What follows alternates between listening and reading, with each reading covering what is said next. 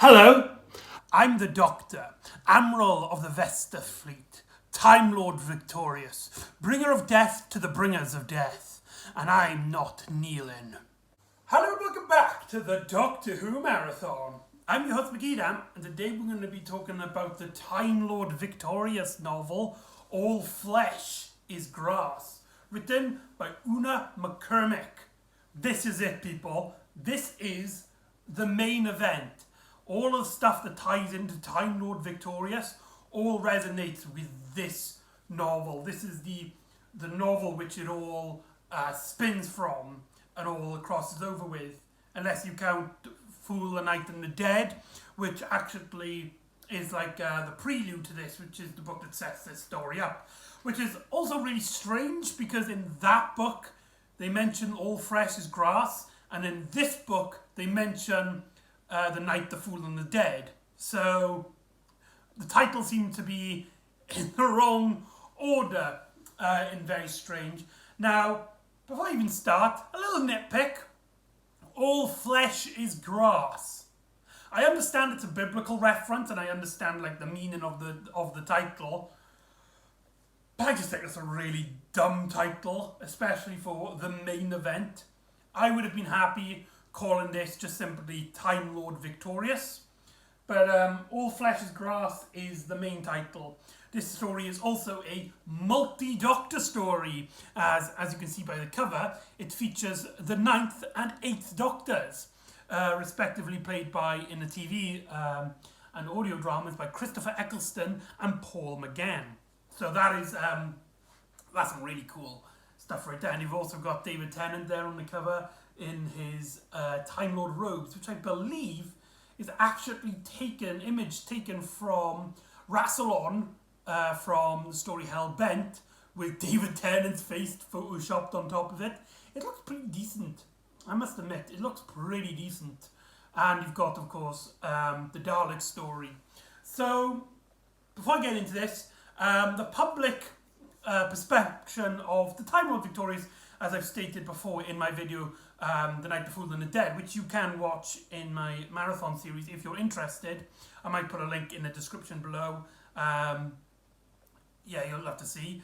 But the Time Lord Victorious event as a whole was kind of criticised for the idea like you can't really, despite it being advertised by James Gross as each individual story can be enjoyed by its own. A lot of people felt like that wasn't the case, and that you do have to like look into other stories to try and get the main story, the bigger picture, shall you say.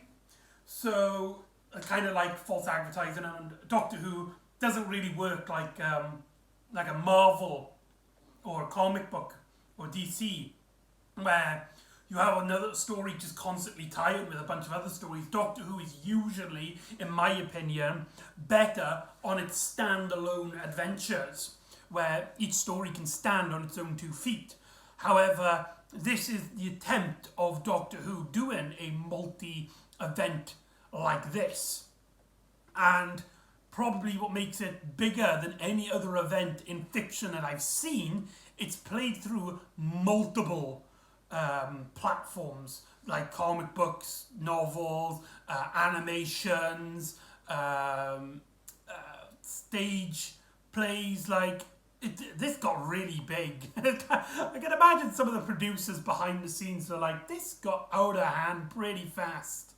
Like the fight scene in Anchorman. I can imagine the behind the scenes of Time Lord Victorious kind of happening like that. But this is the main event. This is what it all ties into. All Flesh is Grass, which features the 10th Doctor being a much more brutal character than we're used to than in the TV series, as well as a multi-Doctor story featuring the 9th and 10th Doctors, which ties in, of course, to the 8th Doctor audio dramas produced by Big Finish, and the 9th Doctor comic book, which I believe is from Doctor Who magazine.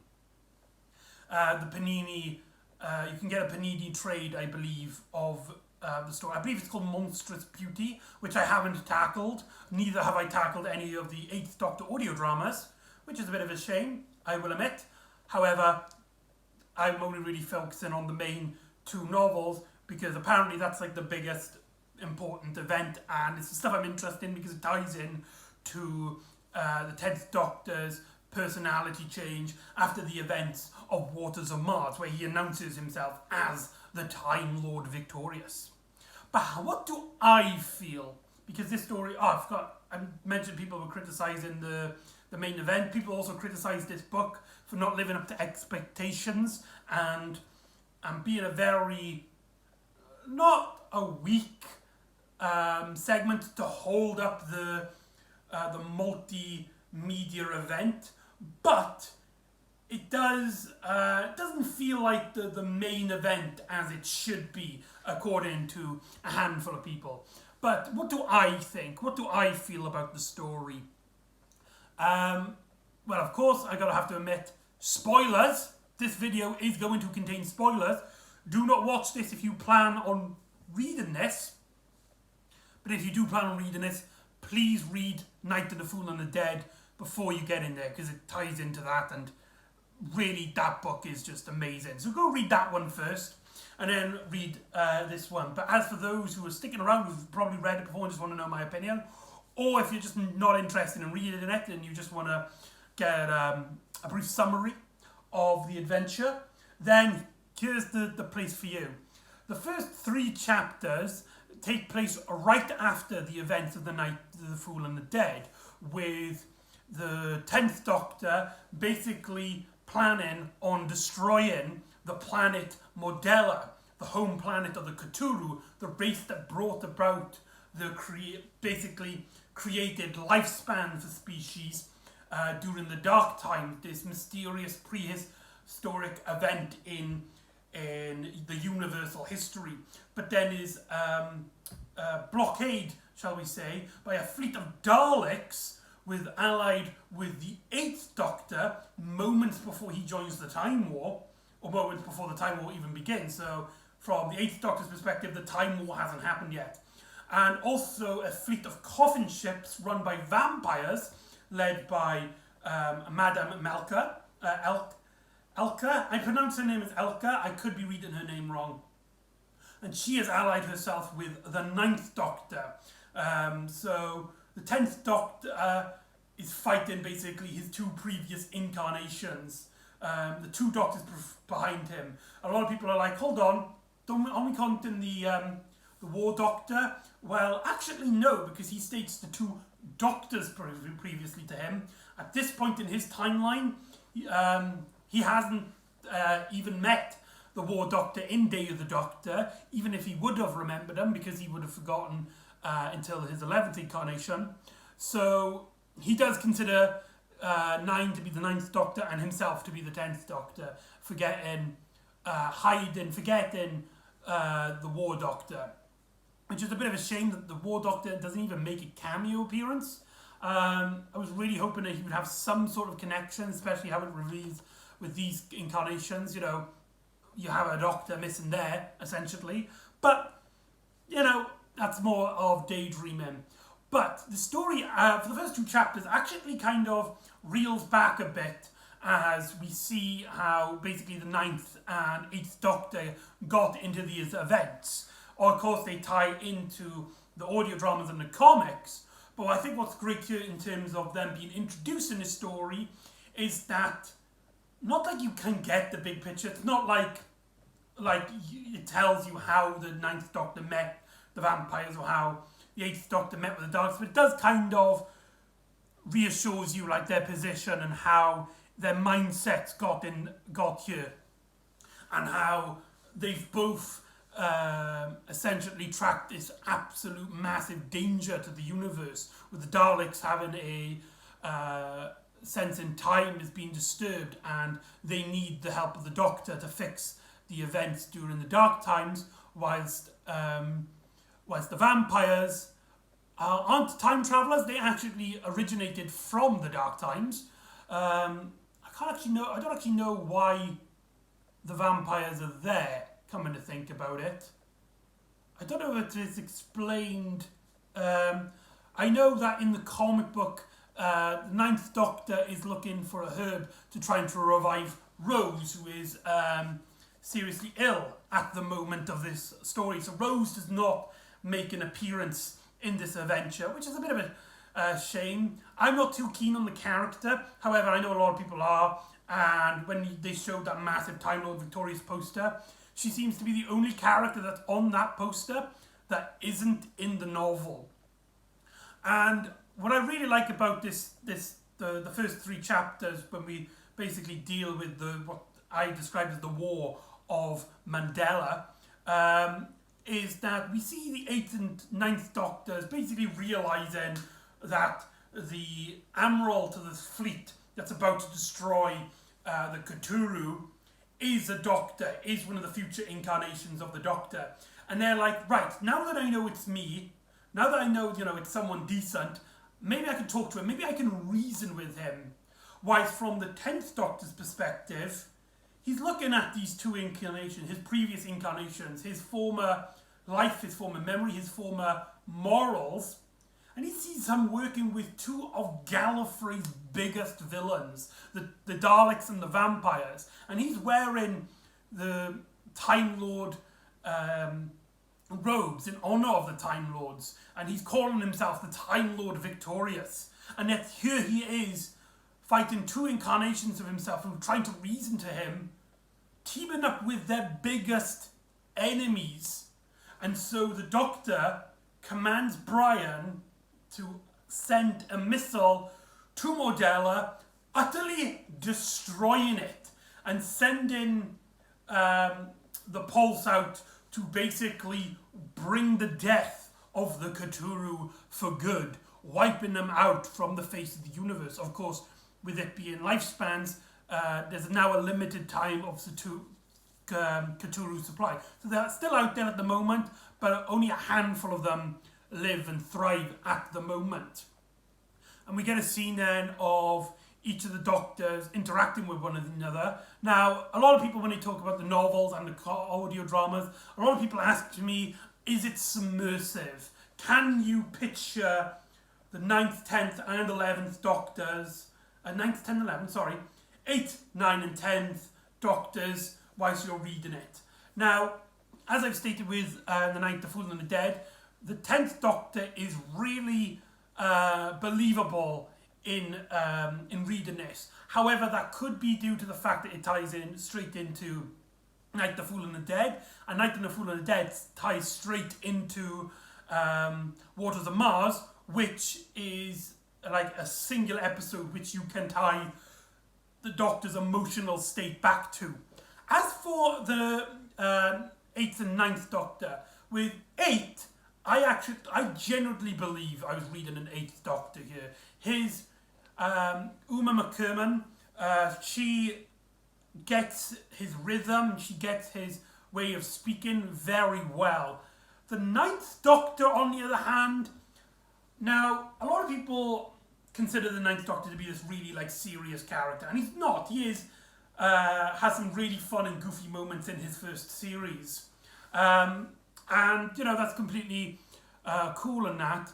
But I feel like there are some quirky moments in this story which felt out of place for the 9th Doctor. And sometimes it did feel like the 9th Doctor was relying on the idea of the core Doctor. For those of you who don't know, the core Doctor is a concept used by fans when they're talking about a novel where a writer doesn't write for a specific Doctor. However, they do get the idea of just the general Doctor in there. And I feel like the 9th Doctor is written in the style of the core Doctor. So, which is a bit of a shame because the 9th Doctor is only got one series in the TV series, and of him being one of my favourite Doctors, it was kind of sad to see him kind of not pushed to the sidelines in the story, but not written in the way that I personally imagine him to be written. Now, after the first 3 chapters, the teams all go their separate ways, exploring the dark times for a bit. In the novel, from chapters 3 to 4, there's actually a time gap. However, if you're interested in terms of canon, a few stories actually take place here. We have the Tales from the Dark Time comic books from the Comic Creator app, which I did actually read whilst I was in between those two chapters. They're only short little stories. There's nothing really interested in them. The 10th Doctor gets attacked by these invisible creatures who he believes are friends before Brian kills them. The 9th Doctor and Elka, they go on a snowy planet and fight a shadow monster. The Daleks start taking prisoners from different planets, pretending that they are giving them sanctuary from the Cthulhu, but instead using them as experiments. Whilst in one other story, the 8th Doctor and the Daleks find a ship full of Huon particles. Huon particles actually ties into the 10th Doctor story, The Runaway Bride, in which they are the main source of the Rachnos, which is explained to be from the Dark Times, an ancient and powerful energy source, which turns out to actually be a trap to try and get anybody greedy and destroy them as soon as possible, because it takes away energy as much as you can take from it. So they're not really big stories. There's also another Dark Tale story which actually ties in a little bit later into the narrative, when 8 and 9 team up, which is them interacting with this house which is somehow broken into the Dark Times, and they basically worry that they need to fix this time machine, otherwise creatures from the Dark Times can go back. And there's a really lovely bit at the end where the 8th Doctor's like, it's lovely sometimes to go home, and the 9th Doctor, who at his point in his timeline is has no home, is kind of like, yeah. Sorry, I've talked way too much about Tales of the Dark Times than I implicitly planned. But there's also a audio book, a 10th Doctor audio book. It's called The Mind of Malox, which I haven't listened to.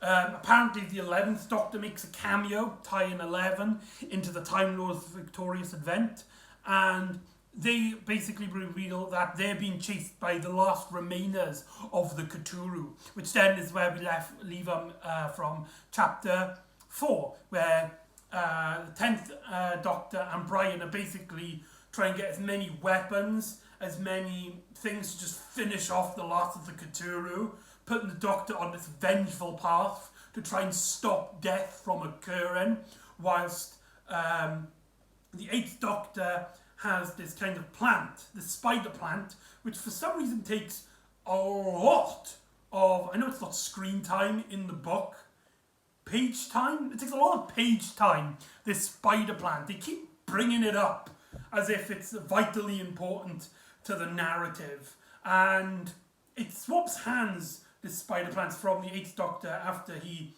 basically is like, right, now that the Daleks, now I know what I'm going up against, and now I know that the Daleks are going just trying to kill me and try and alter history, and I can kind of hear these screaming in the background, presuming they're experiments. I'm kind of trying to get off this border ship and try and get out of the Dark Times as possible. And so he, after an attack with the coffin ship, the 8th Doctor actually meets up with the 9th Doctor, and they team up for a small bit, which is where the last issue of Tales of the Dark Times ties into this. Whilst the 10th Doctor and Brian go to a planet called Extranis, where these creatures known as the Brokers basically have a gift for the 10th Doctor, who is at this moment in time now a renowned, I wouldn't say he's a dictator, but he's a renowned war individual. I don't know what the word you would call him. He's not a war lord. He's not a war... I don't know what the hell he is. Maybe he is a dictator because he's trying to kill the Cthulhu with a vengeful path. And the Brokers basically offer him a gift. The Doctor originally believes it's a weapon that he will get to destroy the Cthulhu, or even a Cthulhu prisoner. However, the gift is a prisoner, but it's not a Cthulhu, it's a vampire. Specifically, it's Madame Elka. And whilst this is going on, suddenly out of nowhere, the 8th and 9th Doctors arrive, and they basically all team up to fight the brokers to try and save the vampire, because the 10th Doctor is like, right, I know that she's evil and stuff, but she is nothing compared to the Cthulhu, so I'm going to help you team up to save her, and we'll all fight it together. So if you're looking for a story in which basically the 10th Doctor is the villain, you might be a bit disappointed to learn that he's not, really. The story kind of sets him up that he is going through this dark and vengeful path. But it's not like he is full on a villain here. It's not like the 9th and 10th, the 9th and 8th Doctors are after him. The Doctors just seem to... Well, the 8th Doctor explains that, you know, he is kind of concerned. He is trying to bring the Doctor back into his eyesight. The 8th Doctor kind of understands where the 10th Doctor is coming from, and it's like, oh, they're the bringers of death, you know. It's a noble goal, even if it's destroying the timeline, and I disagree with you in what you're doing and how you're doing it, but I do understand your thought processes, so let me help you, let me try and reason with you, and thing. The 9th Doctor does not care at all. When they arrive to save Elka, the 9th Doctor, when the 10th Doctor's like, did you arrive for me or the vampire? The 9th Doctor's just like, the vampire. I don't bother with lost causes. That line is so cool. And that's one of the few moments where actually the 9th Doctor does kind of shine in this story.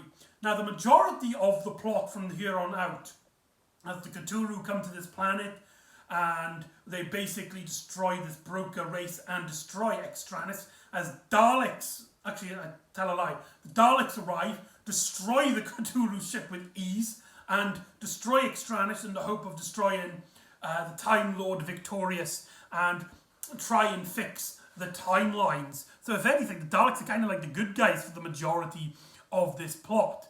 Now, you might be disappointed to learn that for the majority of the book, the 9th Doctor is on his own for the most part. Most of the novel features the 10th and 8th Doctor and their interactions with each other, whilst the 9th Doctor has his own little mission with the vampires, trying to find a home for this plant.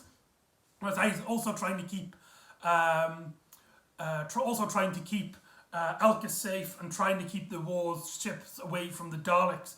And their venture brings them to a planet called, Bajinja,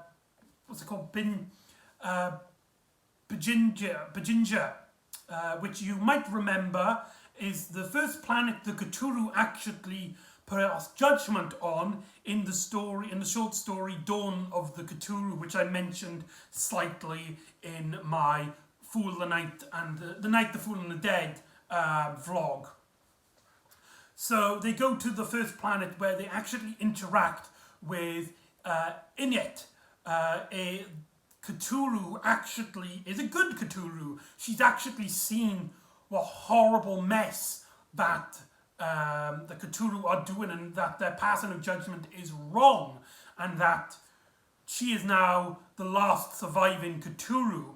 However, she is worried, she is scared, because she believes that her being the last Cthulhu, she's heard these legends, these myths, that when all the Cthulhu die, the gates of death open, basically killing everything in its path, making a wave of just like no lifespan, no nothing, just death to everything. And that's kind of like there's a moral dilemma there, where you would think that would become a massive issue for the plot. However, for the majority of the plot from here on out, it's a Dalek story, as we have this interaction where the strategist, who you might remember from the Dalek animated web series and also appeared in the 8th Doctor audio dramas, it's been experimented on different animals during the Dark Time to try and key on to the immortality, with only one race really being successful enough to not only be pure immortal, so that the Cthulhu can't even touch them in any way, shape or form, but can also be extracted and put into their Dalek DNA. That being a giant vampire, one of the rulers, which, if you don't know, from the story The State of Decay, the Fourth Doctor story, which explains the vampire mythology in the Doctor Who universe, essentially you have vampires as what we know of them, blood-sucking immortals who live on, feed off life and blood. But they also are like servants to what they call a giant vampire. They're this giant monster creature that goes around devouring worlds. And the Daleks actually have captured one because it was part of this coffin ship that they took and extracted its DNA and put it into a Dalek, making a basically vampire Dalek, which is just eager to kill. Whilst the Dalek Time Commander and the Dalek Executioner have basically got secret orders from the Emperor, kept away from the strategist, to come up with a new plan. To stop the Time Lord victorious and altering history has failed. There is no chance now of stopping history change. But there's something that they can do in the dark times, something they call the ultimate end. And this is the final act as the plans change. And I like how the Dalek community is in this story, how we have Daleks that don't trust each other. The strategist isn't too keen on the commander, and the commander keeps secrets from the strategist by the Emperor, who, as we learned in Daleks, he has this kind of a strange relationship to the strategist, and so that kind of has some really interesting dilemmas there. However, which you probably have noticed, it kind of takes away from the Time Lord victorious plot, as the 10th Doctor does kind of learn that what he's doing is wrong after a few speeches with the 8th Doctor, and he kind of like slowly breathes into back into his normal attire, into his normal thought processes. However, that's not really part of the story. It's part of his character, and then that stuff is great. But it doesn't really tie into the plot of the Daleks. I mean, it does in some senses. The Doctor can kind of see himself in the Cthulhu and the Daleks, who want to destroy everything for their own ends. But the Doctor basically being the villain of this story, the idea of the Doctor going too far, pushing to the limits and deciding to cause genocide to stop death from occurring in modern times, to alter history in such a dramatic way, making him the semi-bad guy, isn't really the narrative this story goes, and it becomes a Dalek story. For a Dalek story, this is epic. You have 3 Doctors basically roaming around, chasing after the idea of death, trying to find the last Cthulhus, and then learning about the Daleks' plan, the ultimate end. But like I said, it doesn't really tie into the Time Lord victorious stuff. It kind of does its own thing, its own little adversary in a sense, and the Daleks become the main villain, the main threat, as the 10th Doctor, despite going through these developments, through these changes, through these character lines, isn't the Time Lord victorious villain that we were kind of hoping, and he is essentially this just becomes just another 10th Doctor story in that regard. So the 10th Doctor and the 8th Doctor arrive at Bajanja, where they meet up with the 9th Doctor, and they learn about this dome, this Cthulhu, and Brian has been on a Dalek ship, basically spying on them, whilst the Dalek vampire, which is called a symbiont, basically can sniff out anybody that's not Dalek on the ship. So the Ood is his hiding place is basically revealed. However, he finds out what the ultimate plan, what the ultimate ending. The plan is to go to a certain planet, and he relays this information to the doctors, who ask him where the coordinates are, and they learn where the coordinates lead them to. In the constellation of Kasterborous. For Doctor Who fans, that is where the home planet of the Time Lords is. That's where Gallifrey is. And this is in the Dark Time, so this is before they become essentially regenerated Time Lords. They plan to destroy the Time Lords and Gallifrey before they can become a threat. These are Daleks before the Time War, so this could be a predecessor to the Time War. And this kind of puts in this this relationship with the Doctor, where the Eighth Doctor is like, right, we need to stop the Daleks from destroying Gallifrey. I can't think of a universe where Gallifrey doesn't stand, where it's our home. Sometimes it's nice just to go home, so I do plan on going back sometimes, but I keep, time catches up with me and I don't really have the time to go back home. And obviously from 9 and 10's perspective, Gallifrey has been destroyed by the Daleks, by himself, in a war against the Daleks, in the 8th Doctor's future, in his next incarnation. So with them, there's this kind of awkward silence, this ambient emotion that is around the crew. And I really like this stuff. There's really great stuff here. And I absolutely love it. I just wish that this kind of stuff was in a different story, where we could have focused more on the 10th Doctor being the Time Lord victorious, the alterer of history, the bringer of death to the bringers of death.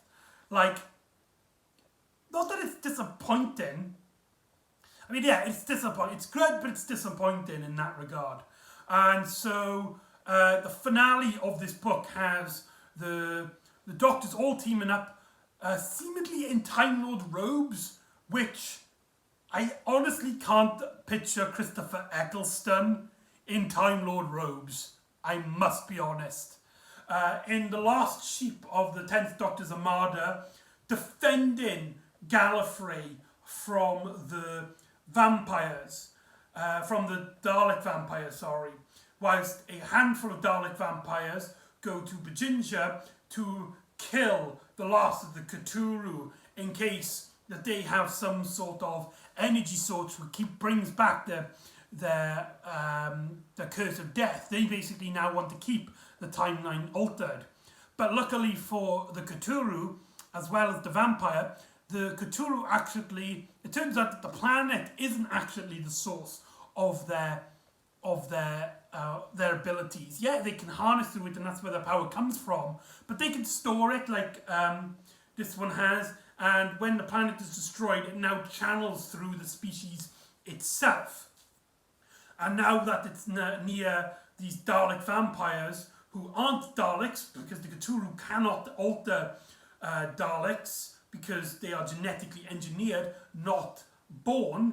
And also as well, this Cthulhu isn't a hurt to the design, to the religion of the Cthulhu. So she basically judges whoever she wants. And she uses her last strength, because she's dying, she's getting older, and the wave is coming out, to essentially kill all of the vampire Daleks, the symbiont Daleks, from existence, giving them such a short lifespan that they basically die instantly, which destroys the majority of the fleet that were going to destroy Gallifrey, as most of their army was then converted into symbiont Daleks.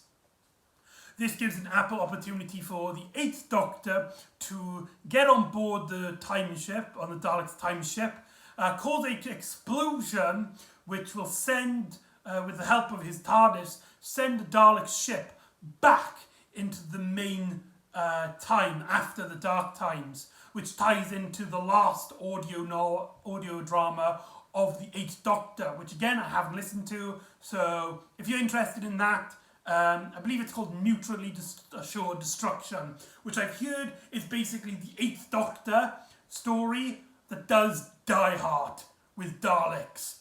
That sounds awesome. I wish I'd picked that up.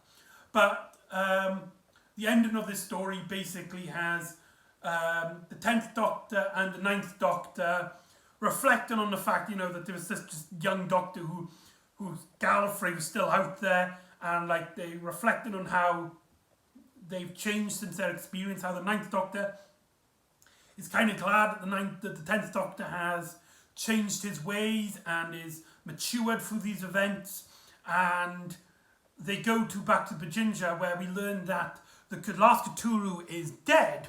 However, she passed on her abilities to the vampires, specifically the small group of vampires that the 9th Doctor was teaming up with. So Madame Elka becomes this new race of vampire Cthulhu hybrid, and so they essentially are now the new bringers of death. They are the ones that will now fix the timeline by being the ones that go around the universe passing judgment. Only now, they're not adhered to a certain design. Sure, they know that, every creature needs to die at one point, but it's not like they will just kill anybody and be unreasonable. They will hopefully be more kinder in their judgments, giving species longer lifespans, which could explain why some species live so short and other species live for like thousands upon thousands of years, like the Time Lords. Maybe that's the explanation that they give. I don't know. But that would be really cool. And the timeline altering stuff kind of gets pushed to the side. That's kind of like the resolution of it. As the Time Lords go their separate ways, and the timeline is now fixed with the vampires being the new Cthulhu. And that's all flesh is grass. Overall, I think that this story is good. No, it's not good. It's brilliant. It's fantastic. You got so many great moments. A lot of bits I didn't even talk about.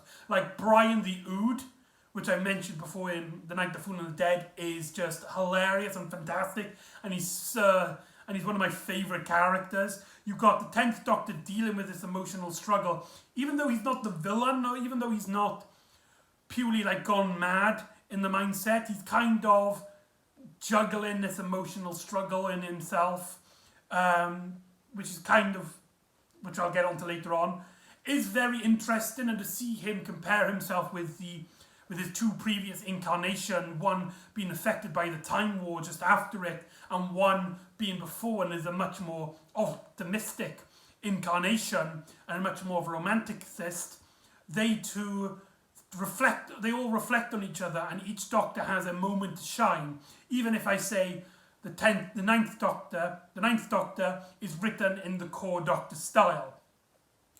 However, I feel like what hurts this story the most is the expectations it is living up to. This story has so much built up. It's the main event to Time Lord Victorious. It's supposed to be the story where the 10th Doctor has essentially doomed the universe by altering history to such a dramatic event.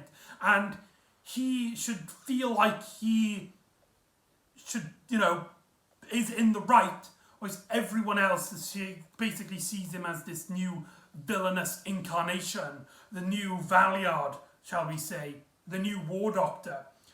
However, that doesn't actually happen, and halfway through the story, it just becomes a Dalek story with a moral dilemma of the Time Lord Victorious still being there. And also the stuff with the Cthulhu and all that. It feels like the hype of this story is what hurts this story a lot. But it's still a really great read, highly recommended from me. Also highly recommend Night, the Fool and the Dead, which in my opinion is actually a lot better and was a lot more what I was hoping for when it came to Time Lord Victorious. But I think you need to read both of them back to back, like I have. Just don't expect it to be the Time Lord Victorious event you imagine. It's a big event, it's a massive story, it's just not the Time Lord Victorious event we were hoping for.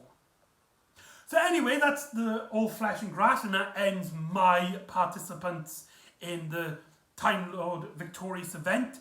So join me next time where we will be reunited back with Sarah Jane, Clive, Luke and Ronnie in an adventure which revolves around something to do with time travel.